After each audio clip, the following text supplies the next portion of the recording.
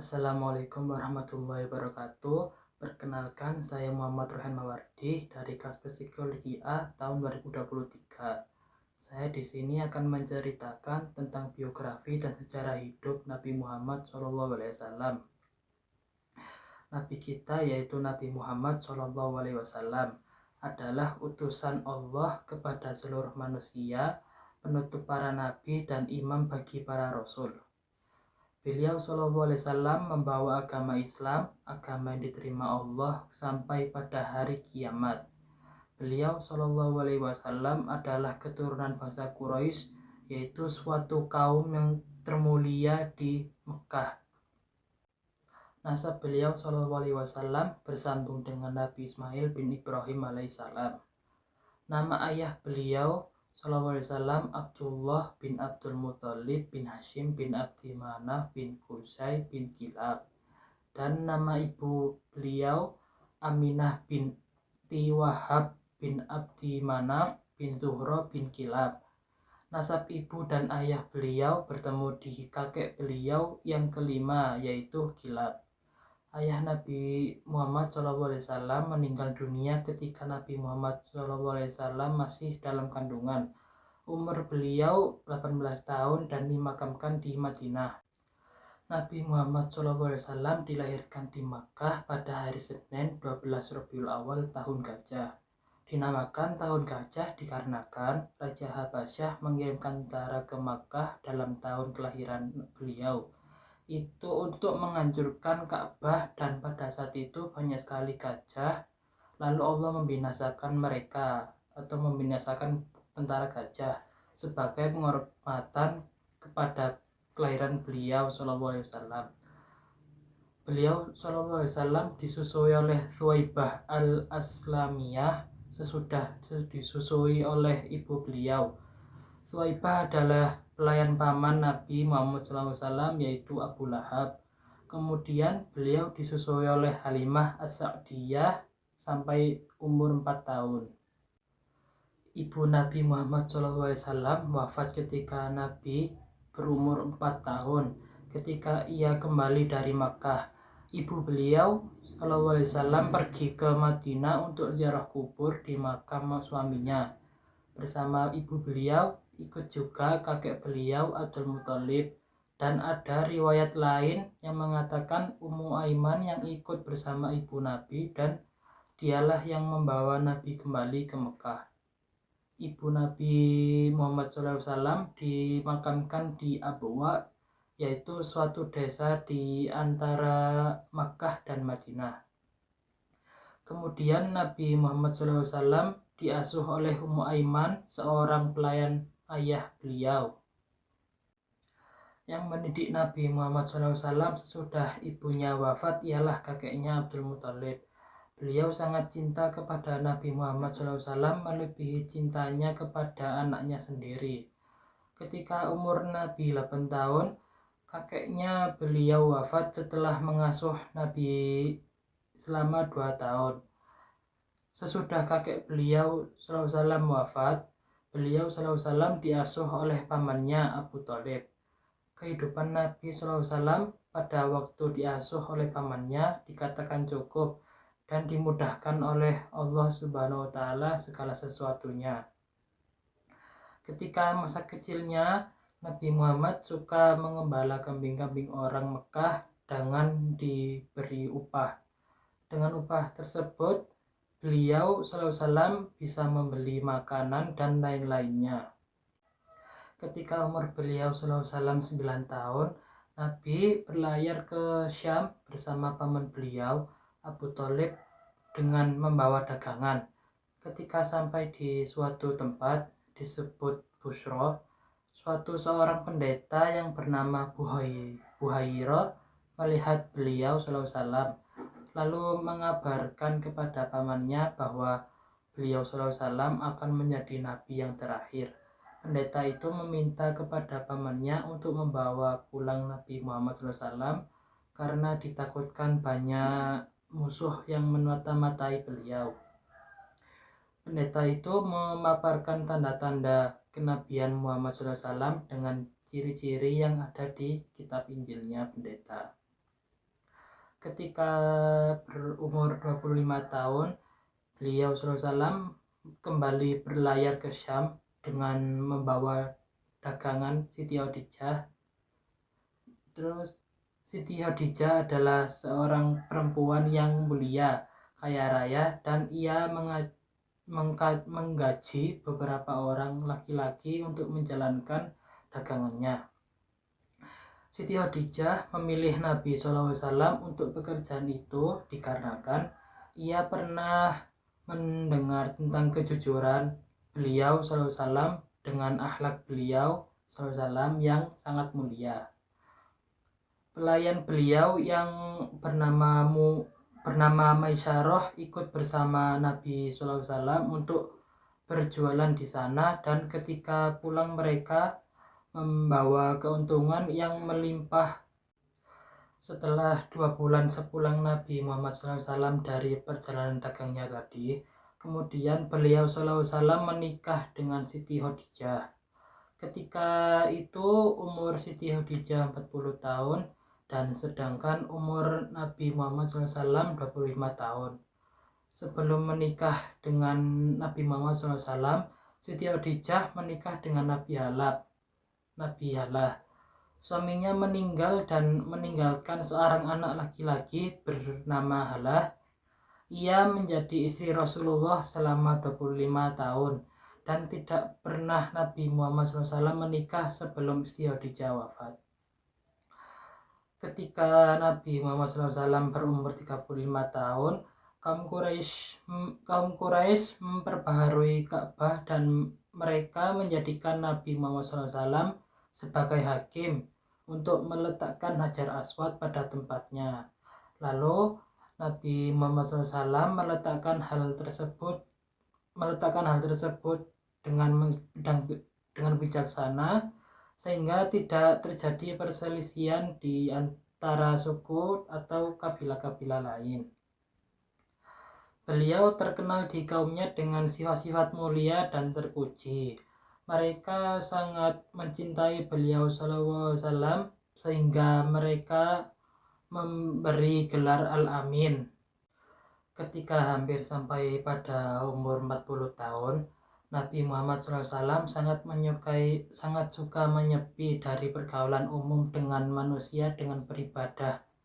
Nabi Muhammad SAW memilih beribadah di Gua Hira, dan Nabi Muhammad SAW membawa bekal ke gua tersebut. Apabila bekalnya habis, maka Nabi Muhammad SAW kembali ke istrinya Siti Khadijah untuk mengambil bekal tadi. Nabi Muhammad SAW menjalankan ibadah di gua tersebut dengan ibadah agama kakek beliau, Nabi Ibrahim alaihissalam, dari 10 hari sampai sebulan lamanya. Nabi mulai ajakan beliau dengan sembunyi-sembunyi. Yang pertama beriman kepada beliau ialah Siti Khadijah, Abu Bakar, Ali bin Abi Thalib, dan Zaid bin Harisah. Sesudah 3 tahun Nabi diperintahkan berterang-terangan.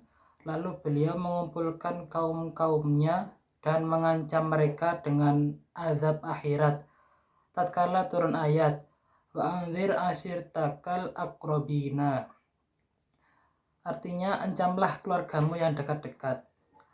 Nabi mengumpulkan ahli dan kaum kerabat beliau dan menyampaikan kepada mereka agama Allah.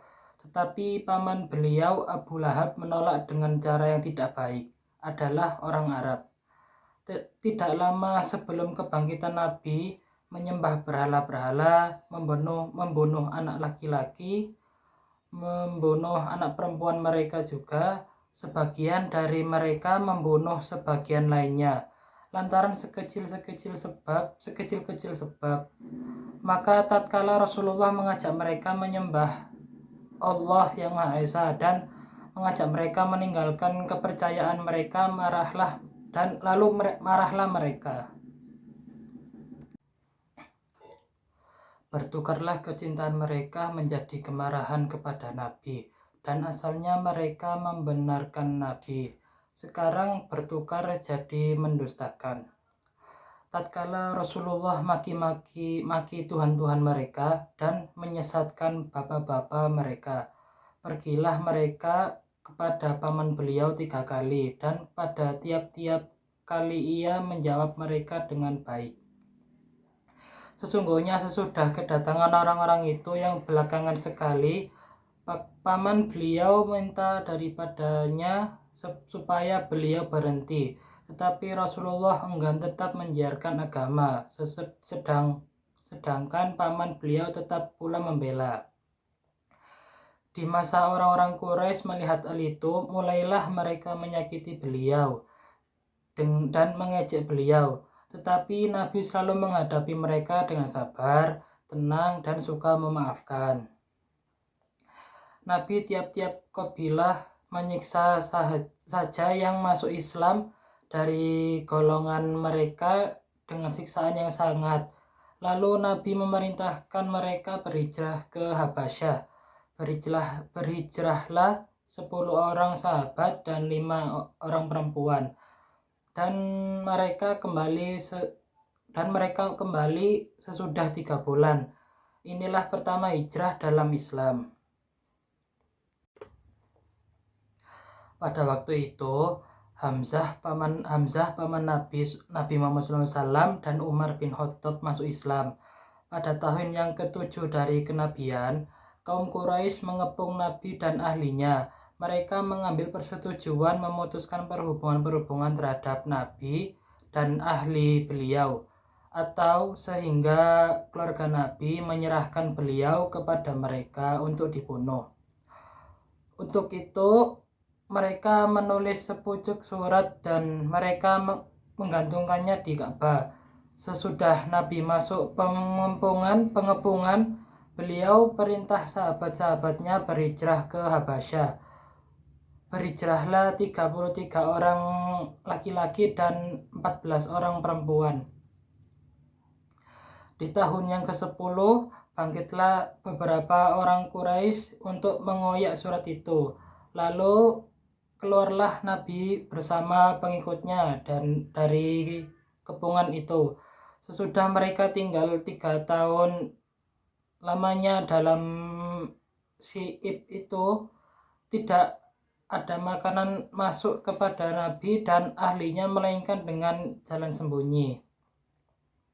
Dalam tahun itu datanglah perutusan Nasarah Najran kepada Nabi dan mereka masuk Islam dalam tahun itu.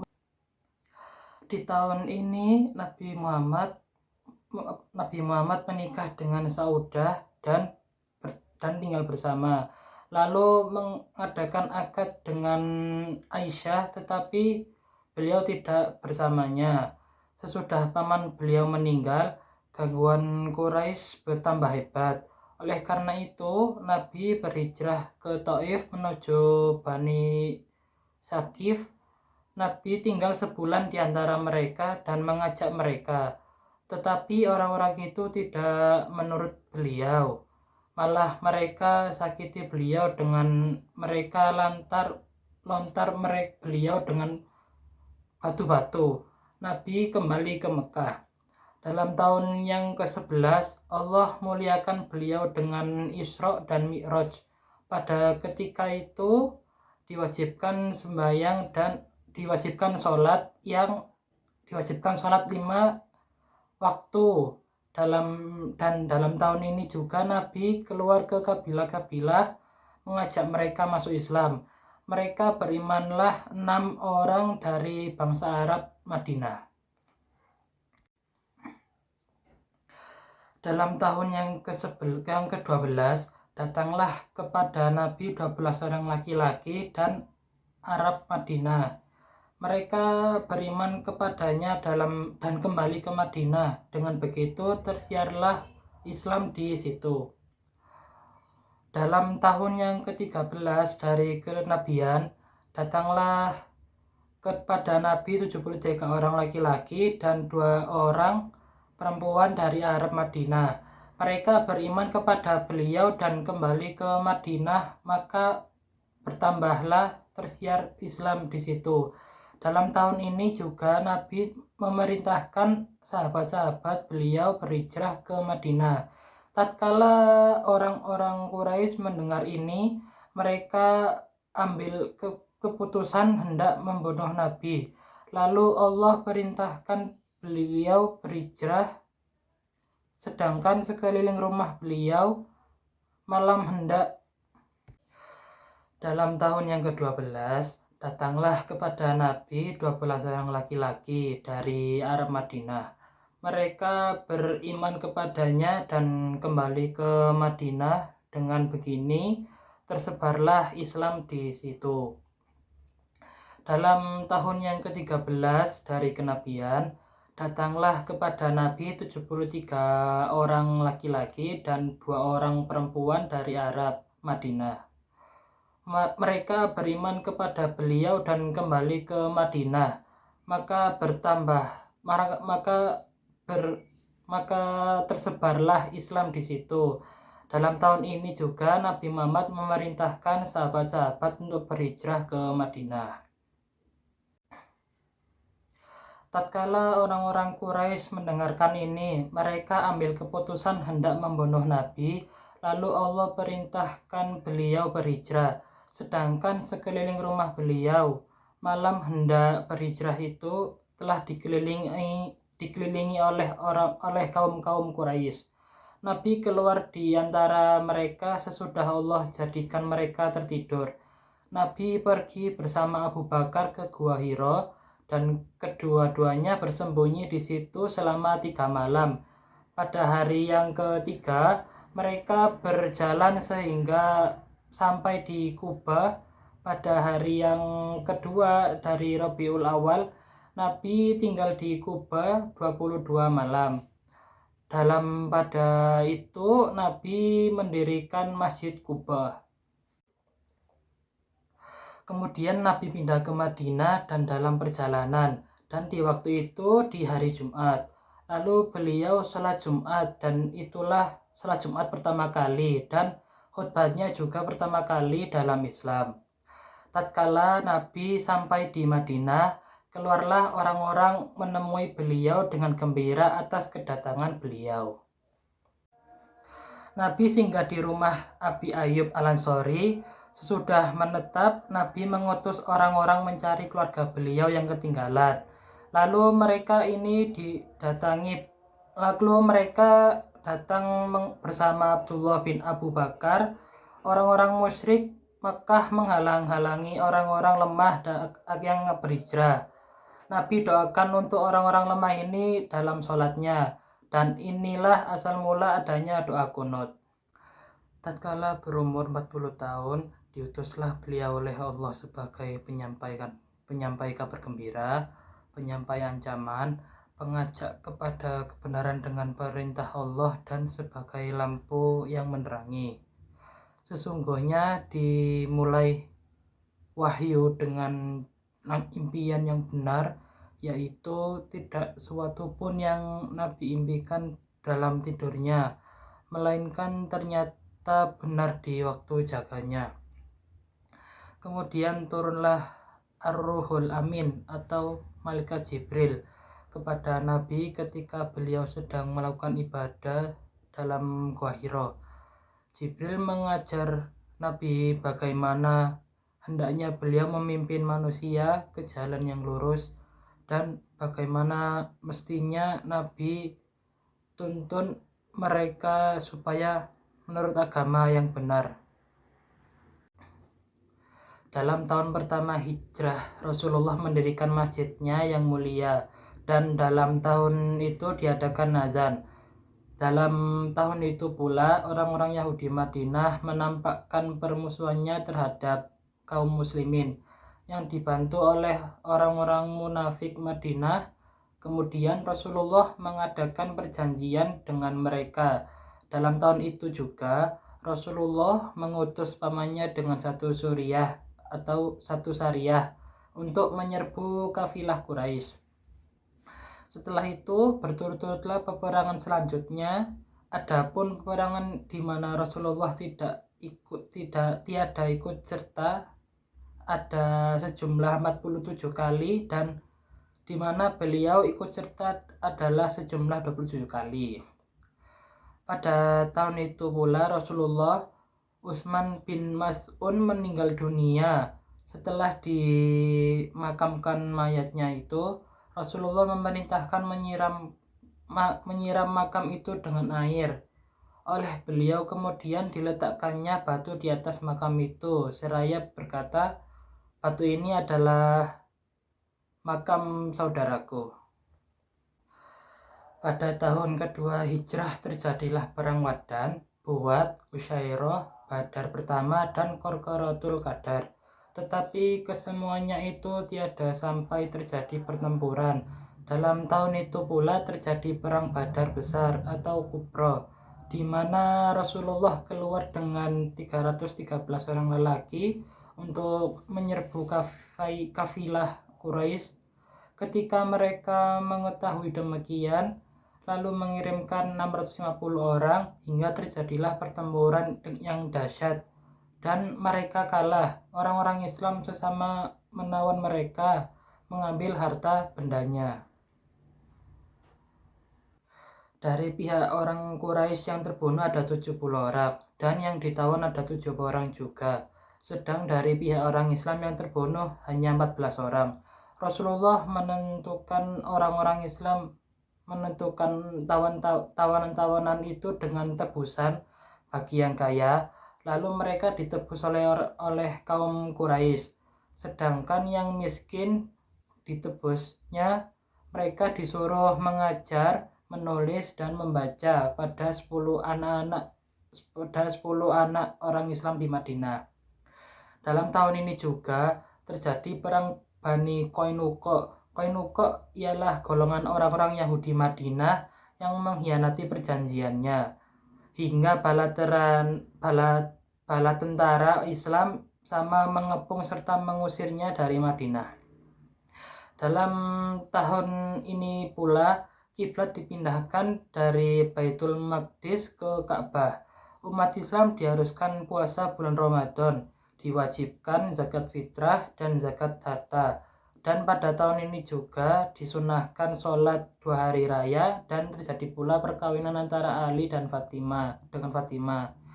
Ketika itu Ali berumur 21 tahun sedangkan Fatimah berumur 15 tahun. Dalam tahun ini juga Rasulullah kawin dengan Aisyah. Ketika kawin ini Aisyah baru berumur 9 tahun. Dalam tahun itu pula putri Rasulullah Ruqayyah meninggal dunia. Beliau biasanya merenungkan masalah-masalahnya dan memikirkannya di Gua Hira. Kemudian datanglah sosok yang tidak ia kenal.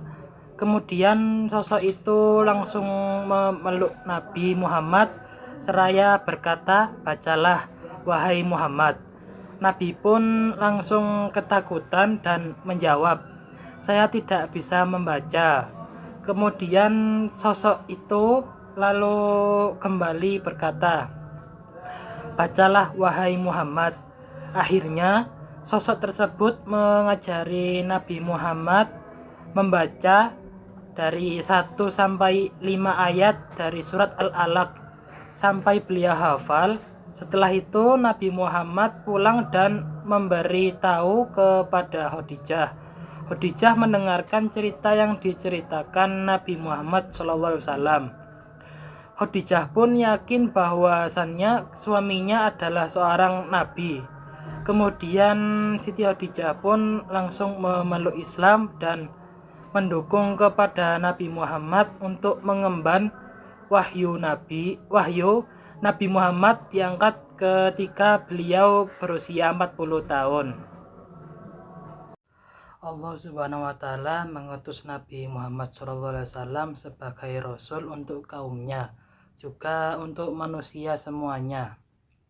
Penyampaian dakwah ini membutuhkan kesabaran dari tekad Rasulullah SAW memulai dakwah secara sembunyi-sembunyi di awal kenabiannya agar menjaga keselamatan umat Islam dari kekejaman orang kafir. Hampir 3 tahun lamanya Nabi Muhammad SAW melakukan dakwah secara sembunyi-sembunyi. Pada tahun keempat, Nabi Muhammad menerima wahyu agar melakukan dakwah secara terang-terangan. Kisah perjuangan dakwah Nabi Muhammad SAW mengalami berbagai ancaman, penganiayaan, hingga kekerasan secara terang-terangan. Bahkan Abu Jahal, paman Nabi Muhammad, sangat menolak ajaran yang dibawa baginda Rasul. Dakwah Nabi Muhammad SAW di Madinah kurang lebih selama 13 tahun penuh rintangan. Kemudian Allah Subhanahu wa Ta'ala dalam Quran surat An-Najm ayat 62 memerintahkan Rasulullah agar hijrah ke Abasyah pada tahun keempat kenabiannya. Hijrah ke berbagai tempat tersebut menjadi salah satu bukti cinta Allah Subhanahu wa Ta'ala kepada Rasulullah SAW dan pengikutnya agar senantiasa dalam keislamannya, keimanan, dan ketakwaan memperjuangkan Islam. Masyarakat di Madinah bermayoritas beragama Yahudi dan Nasrani. Meskipun begitu, Rasulullah SAW telah mengislamkan beberapa penduduk di sana pada tahun ke-11 kenabian. Sebanyak 6 Madinah memeluk agama Islam. Hingga pada tahun berikutnya, 12 orang datang ke Mekah untuk melakukan baiat kepada Rasulullah SAW. Pada tahun berikutnya, jumlah penganut Islam bertambah di sana. Nabi Muhammad SAW membangun komunitas untuk membesarkan Islam dan terhindar dari tekanan kaum kafir Quraisy. Peristiwa besar itu mengubah peranan dan tatanan hidup umat Islam. Dakwah Nabi di Thaif diambil dari adanya tembok yang mengelilingi kota tersebut. Rasulullah berdakwah selama 10 hari di Thaif. Banyak ujian dan cobaan yang beliau hadapi saat di Thaif. Seusai wafatnya paman Nabi Muhammad SAW, orang kafir Quraisy tak segan menyakiti Rasulullah SAW. Karenanya beliau memutuskan untuk pergi ke Thaif untuk berdakwah ditemani Zaid bin Harithah radhiyallahu an. Ketika di Thaif, Rasulullah SAW mendatangi para pemuka dan menyampaikan dakwahnya. Sayangnya, tak seorang pun dari mereka yang memenuhi dakwah beliau. Rasulullah pun ditolak keras oleh suku Thaif. Mereka bahkan tega menghina beliau dan melempari Nabi Muhammad SAW dengan batu. Zaid yang menemani Rasulullah SAW berusaha melindungi beliau dari lemparan batu-batuan. Bersama Zaid, Nabi Muhammad kemudian beristirahat di bawah pohon kurma.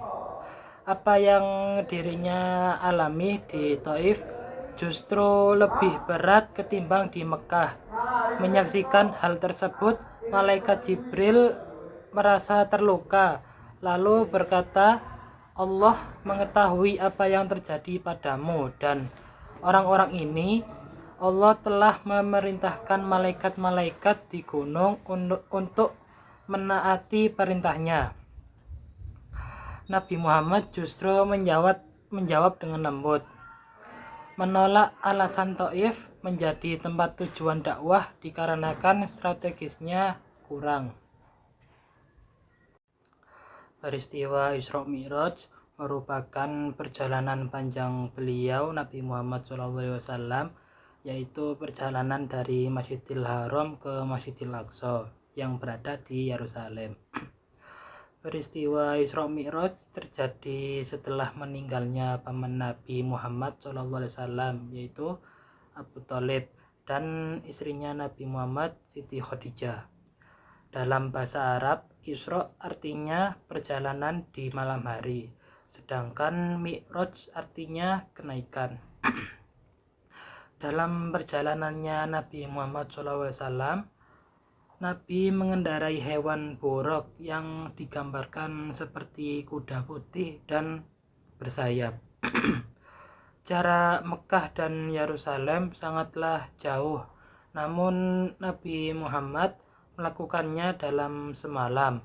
Untuk mendapatkan perintah sholat, diriwayatkan Allah Subhanahu wa Ta'ala memerintah umat Islam untuk melaksanakan sholat 50 waktu dalam sehari.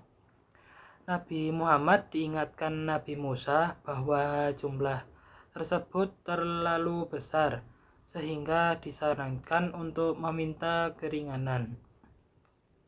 Sesampainya di Sidratul Muntaha, Nabi Muhammad SAW mendapatkan perintah sholat 5 waktu, dan beliau menceritakan hal ini kepada orang di bumi bahwa telah melakukan Isra Mi'raj, dan Nabi dihina oleh orang lain, dan hanya Abu Bakar yang sangat mempercayai Nabi Muhammad SAW melakukan Isra Mi'raj tersebut. Perintah berzakat di zaman Rasulullah memasuki zaman Rasulullah SAW, tepatnya di tahun pertama di Madinah. Nabi dan sahabatnya serta kaum muhajirin Madinah menghadapi usaha untuk bertahan hidup. Kondisi kaum muslimin yang sudah mulai sejahtera di tahun 2 Hijriah. Barulah muncul perintah zakat.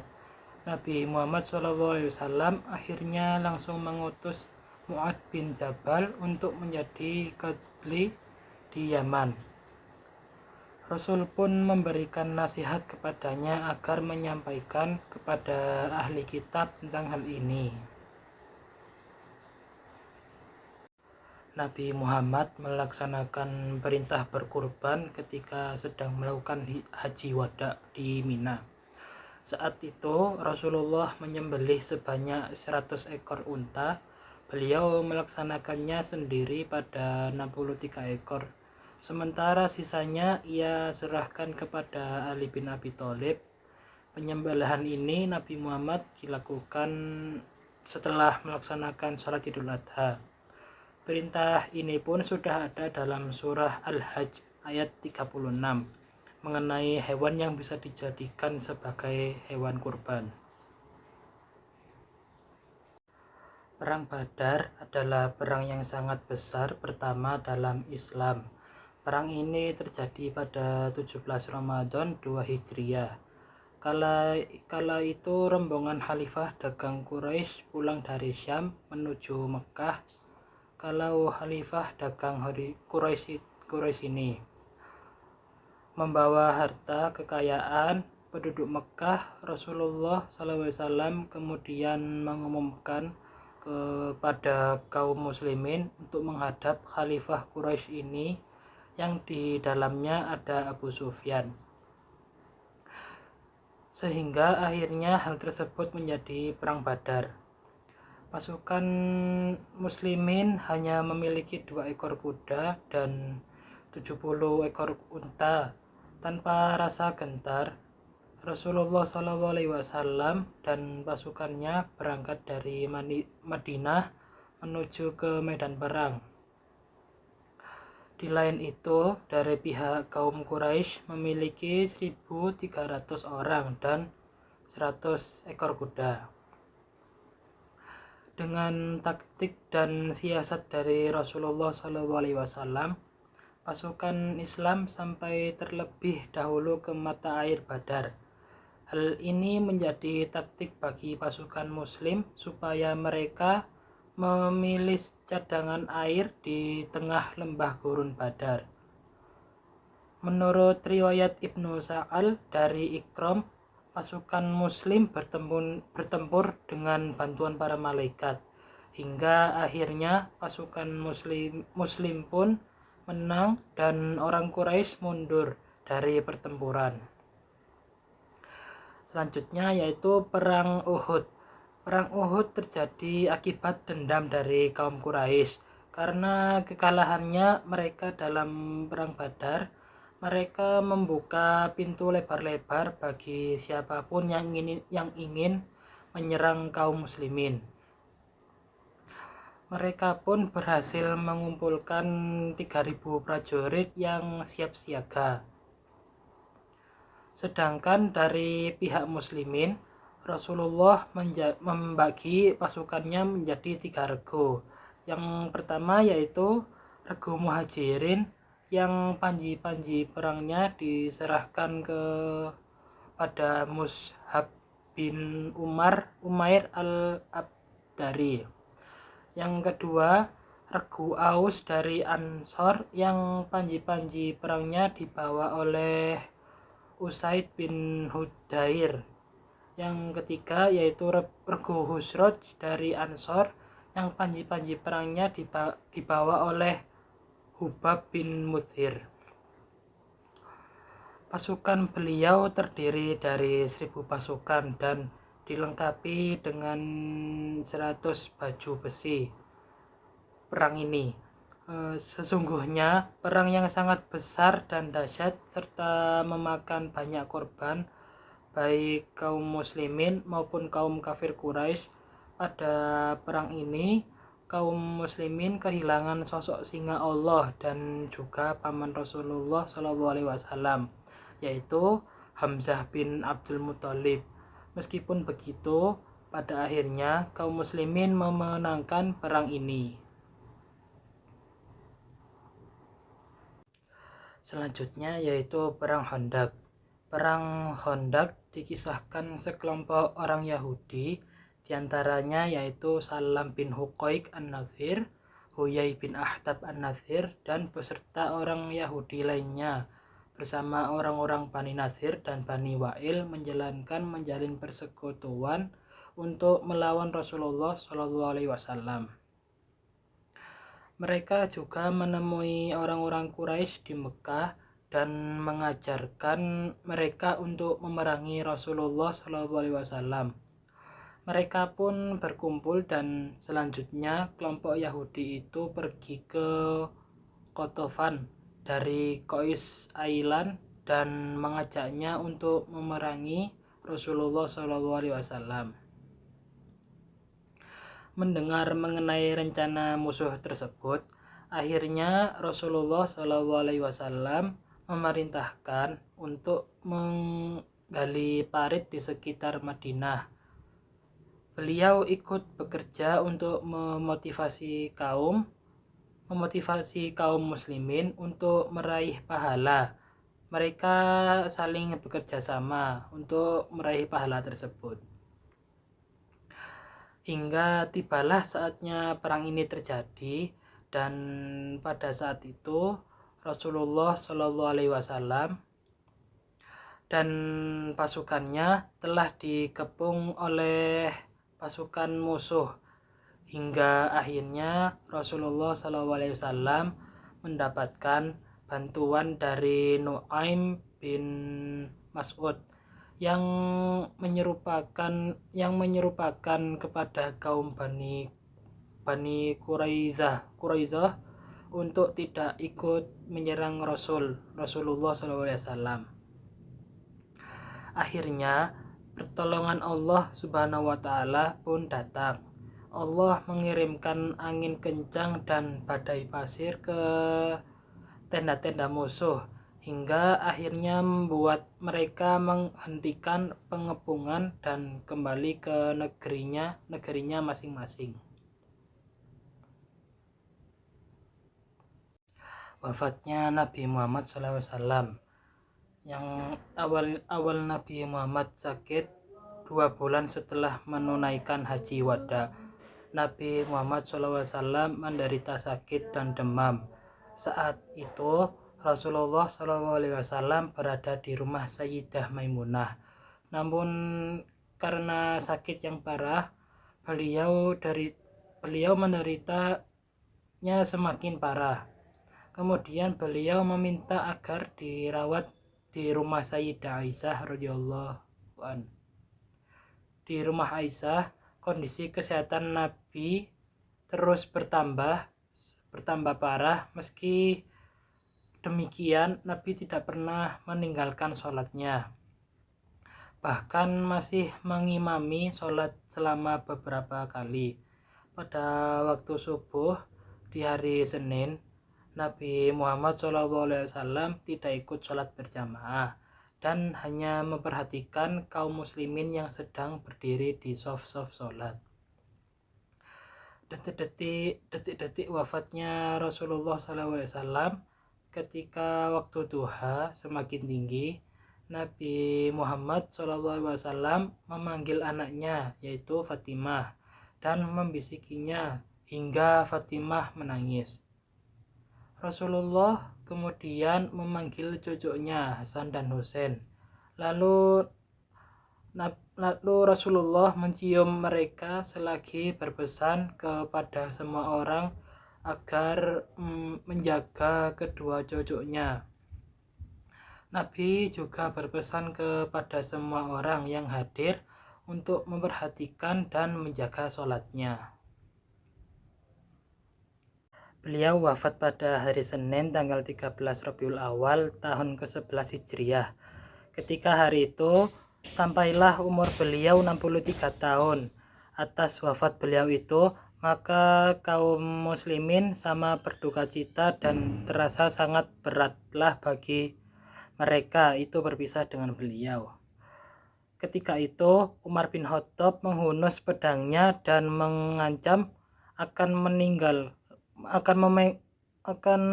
memenggal leher orang yang mengatakan Muhammad telah mati, dan ia berkata, sesungguhnya Muhammad sedang diutus oleh Tuhan sebagaimana Tuhan mengutus Nabi Musa yang ia telah meninggalkan kaumnya untuk bertapa selama 40 hari. Ketika itu Abu Bakar sedang pergi. Sewaktu itu ia datang lalu diberitahu akan berita itu. Kemudian ia masuk ke rumah Aisyah lalu membuka muka beliau dan menciumnya. Kemudian Abu Bakar menangis. Setelah itu lalu ia keluar kepada orang-orang banyak sambil berkata, "Ingatlah, barang siapa yang menyembah Muhammad, sungguh beliau telah wafat. Tetapi barang siapa yang menyembah Allah, maka sesungguhnya Allah itu hidup kekal dan tiada akan mati." Beliau wafat tiada segera dimakamkan. Mayat beliau menetap di rumah selama 2 hari 2 malam, yaitu dari hari Senin, malam Selasa, hari Selasa, dan malam Rabu, sehingga orang-orang Islam selesai mengangkat khalifah sebagai pengganti beliau. Setelah mereka selesai dalam pengangkatan itu, beliau lalu dimandikan dan kemudian dikafani 3 lapis kain baju yang bukan gamis dan serban. Kemudian diletakkan pada balai-balai di rumah beliau. Orang-orang Islam sama mensolatinya sendiri-sendiri dengan tiada imam. Cara mereka mensolati diatur dengan cara gilir berganti. Pertama kali orang-orang lelaki, kemudian orang-orang perempuan, dan akhirnya pemuda-pemuda dan anak-anaknya.